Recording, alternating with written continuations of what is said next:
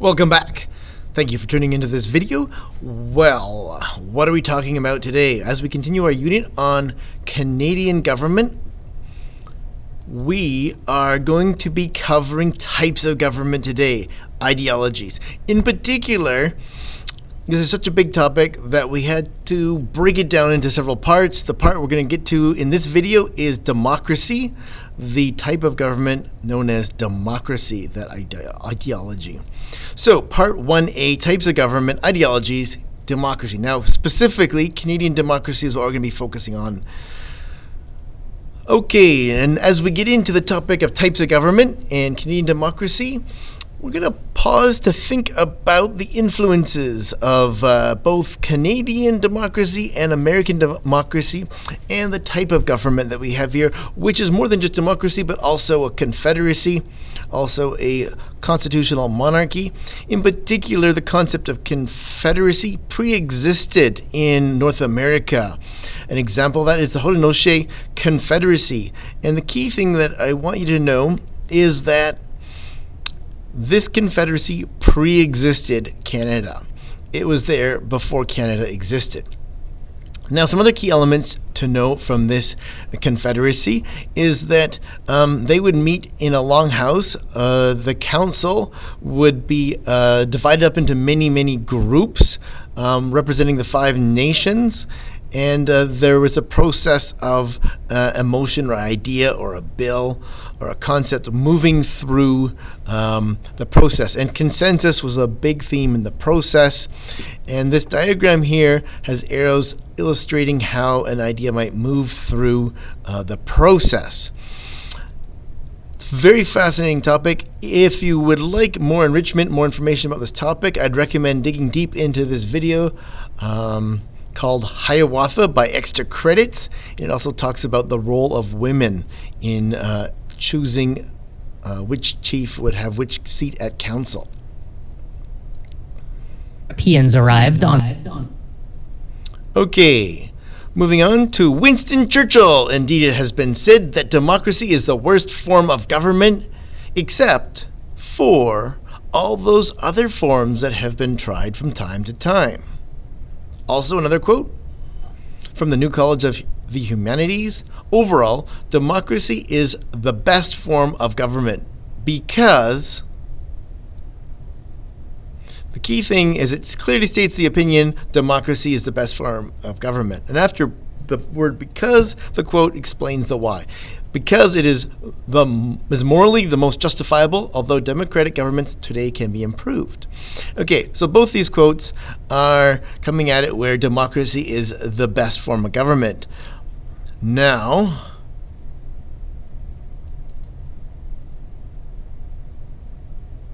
remember, there are multiple perspective, bias, and points of view. And you can see John A. Macdonald, the father of Canada, one of the many fathers of the Canadian Confederacy, but he's celebrated because he's also the first Prime Minister of Canada. He has a mixed review where some people celebrate him as the hero of the Canadian Confederacy. He brought Canada together. He had a vision. However, there's some things on his record that could be considered errors or mistakes or problems, especially when you look at it from the historical context of today. Issues of racism, how he treated the First Nations people, perhaps also the Métis, and by connection, the French Canadians, also the Pacific Scandal. So, some mistakes. Different opinions, different perspective, different bias, different point of view. Democracy. The term democracy comes from 2 Greek words, the word demos, which means people, and the word kratos, which means rule. So when the 2 words are put together, democracy means rule by the people.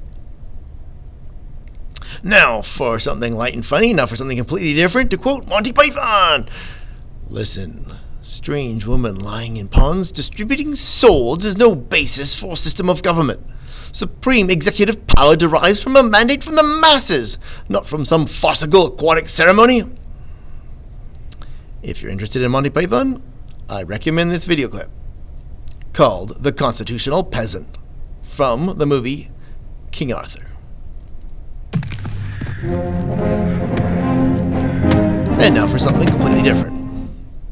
Democracy, in its purest form, is a kind of government in which the people rule themselves. Of course, we all know that this is not literally possible in a large, modern, and complex society. Simply put, the populations of modern countries are simply too large for each person to have a direct say in the everyday affairs of government, according to Falk. Now, that's a quote. You may agree or disagree. However, that's what was written. Imagine every single person in Canada, all of us going Ottawa to make decisions for the country. It would be chaos. So in today's world, democracy means the public are ruled by representatives. Now again, agree or disagree. In Canada, we have a representative democracy and a responsible government. So our democracy is influenced by the British system and the British tradition, which means we elect representatives to represent us. Where other countries have a slightly different interpretation of what democracy means. There are many kinds of democracy. Some look at representation by population or popular vote. Also, Switzerland uses more direct democracy than Canada and has more use of referendums. We have first past the post system of democracy in Canada, which means in your riding, the representative with the most votes gets elected, even if they are not getting a vast majority of votes or are very popular. But if they get the most votes out of all the candidates in that riding, they win the seat to represent that riding, that group, that area. Common and key elements of modern democracies: Constitution, human rights, basic freedoms, speech, press, religion, protection from discrimination, regular elections, universal suffrage, but not always, separated roles and branches. In Canada is a federal union with levels of government.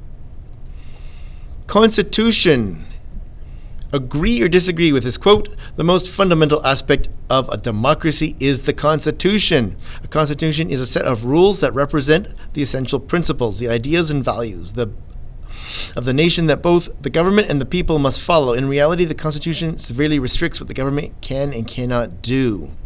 The word most is a debatable word. It adds interest and perspective of the author, but others may argue that the free and fair elections is the most fundamental aspect of democracy. Others might argue that universal franchise or regular empowerment of the people in the democratic institutions and referendums. Did you know that Governor General, Supreme Court judges, and the Senate are not elected in Canada? The issue of Senate reform was a big issue for the old Reform Party of Canada.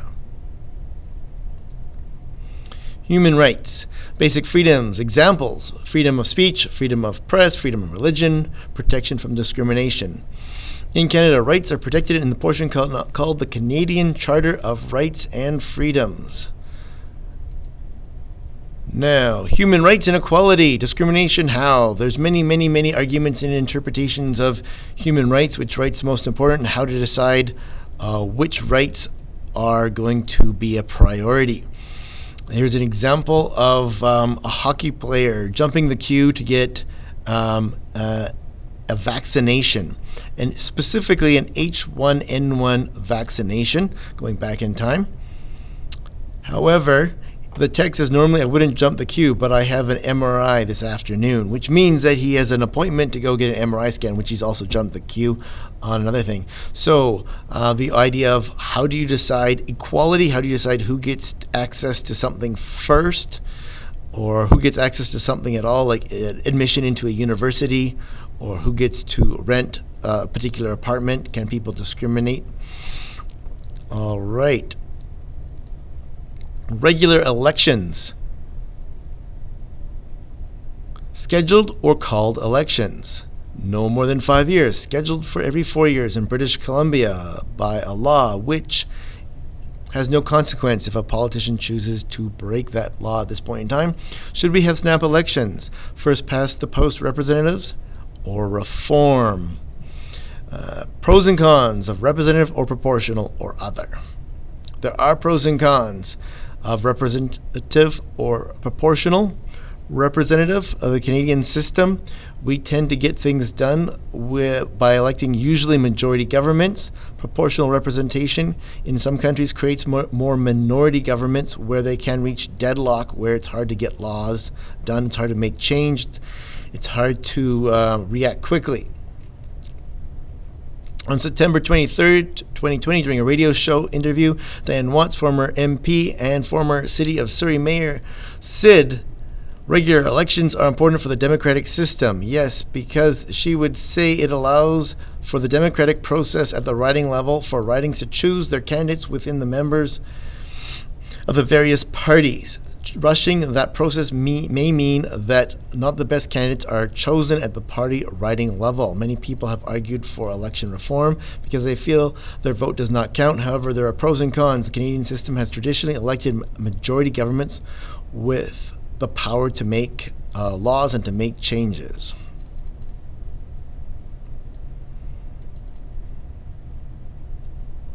The ideals of the representative system is that the representatives are supposed to listen to the people they represent. If they represent a riding of farmers, then they should listen and bring forward their concerns. The representatives are supposed to be responsible to the people who elect them. However, some people have argued that the representatives are more connected and obedient to their party rather than their community. What do you think? Pause and discuss. What do you think? Are representatives more connected to their party, or are they more connected to their community of the people who they represent, who elected them? Universal suffrage. Who can vote? In the colonies that later would form Canada, the vote was a privilege reserved for a limited segment of the population, mainly affluent men. Eligibility was based on property ownership. To be eligible, an individual had to own property or assets of a specified value or pay a certain amount of taxes and rent. This is from Elections Canada, a history of the vote in Canada. Now it varied across province to province or colony to colony back pre-Canada. The law also prohibited religious, ethnic, and other groups from voting. Women were also excluded by and large, though by convention rather than by statute. In short, only a fraction of the population could vote. Since then, the situation has improved markedly, and in the following pages we provide a brief history of its evolution from Elections Canada, a history of the vote in Canada. Evolution of the right to vote was neither consistent nor ordered. The right to vote was not extended gradually and steadily to encompass new categories of citizens, rather involved haphazardly, with the franchise expanding and contracting numerous times in each colony, proceeding at a different pace. Separation of powers is another key element. Judicial courts are separated from the political power, the parliament. Political powers are separated into the executive and legislative powers. Why? Philosophy behind the separation of powers is about the human philosophy of human nature. Could be summed up in the words jealousy or envy. In the words of Montesquieu, the legislative body being encompassed of two parts, they check one another by the mutual privilege of rejecting. They are both restrained by the executive power as the executive is by the legislature. Or a people like this, being always in ferment, are easily conducted by their passions than reason, which never produced any great effect in the mind of man. Or, constant experience shows us that every man invested with power is apt to abuse it and to carry its authority as far as it will go. What does all that mean? It means that the different parts of power are separated so that they keep each other in check and balance, and they have a sense of envy and pride. That means that they want to be best or better or more respected than the other ones, and more powerful, more influential, and they are in conflict with each other and how power is done. Although there are different philosophies that have evolved about why power is shared, and also different philosophies of the nature of humanity.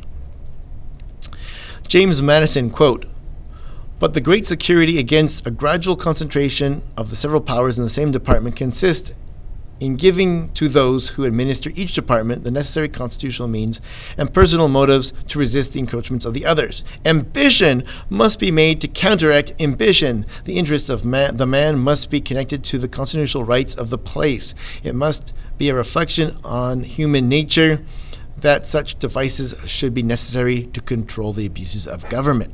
So, some of these historical quotes, I should preface it all by saying when they write the word man, they really mean human or humanity. typically, in how we would approach that word from our modern historical perspective.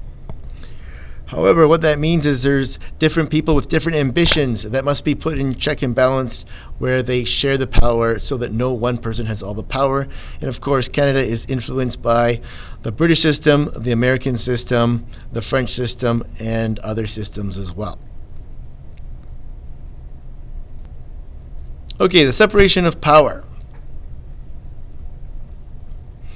The executive, the parliament, and the judicial are all separated. In the United States compared to Canada, the executive is separated even more in the office of the President of the United States of America, where in Canada, the office of the executive is the Prime Minister, and he is part of the Parliament legislature, and so he is interconnected and he is involved in both those branches, which is a different interpretation of the separation of branches.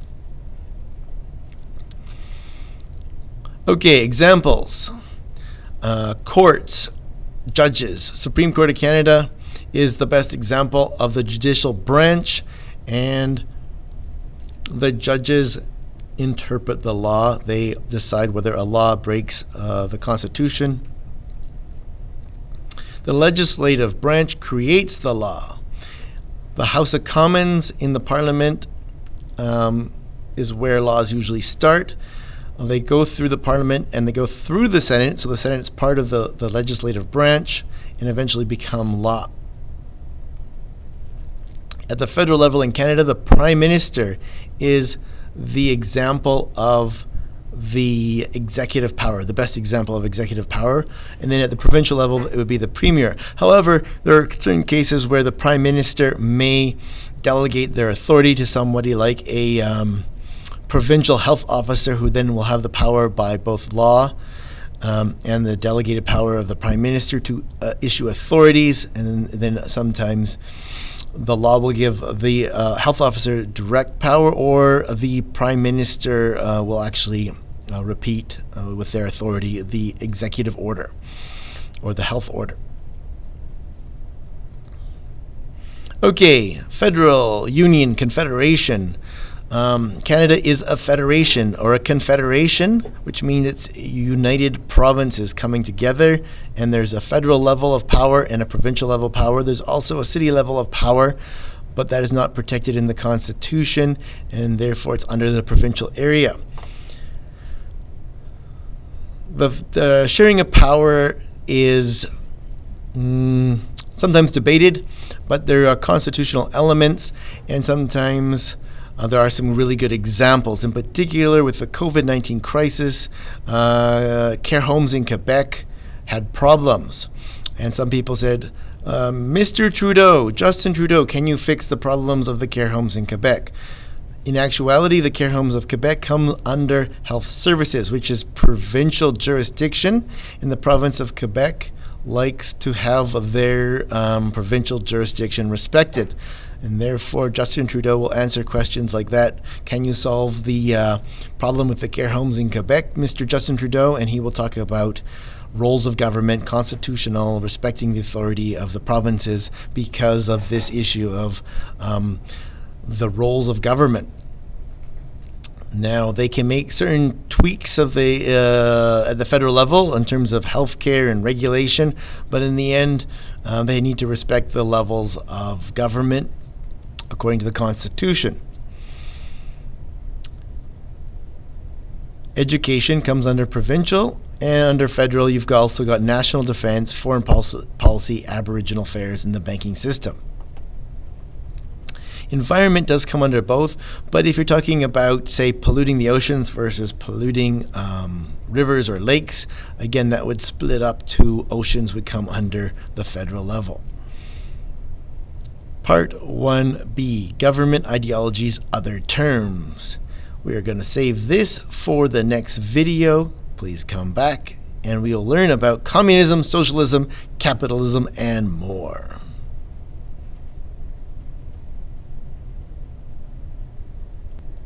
Are you going to do any outtakes for this video? Oh, yes. Time for outtake. Hey, how did you get right to be our king? Why did you get supreme, absolute authority over our country? What kind of system of government is this? Cut! I am your king because I have a sword that the lady gave me from the lake, which symbolizes my divine providence to be the king. You're not going to use any of these outtakes, are you? You're going to cut them all out. You're not going to include these things. You're not, no, don't tell that joke. Power for the people. Power for the people. I am absolute authority. I am absolute authority. Power, supreme power. Captain Canada says hockey, hockey, hockey, hockey.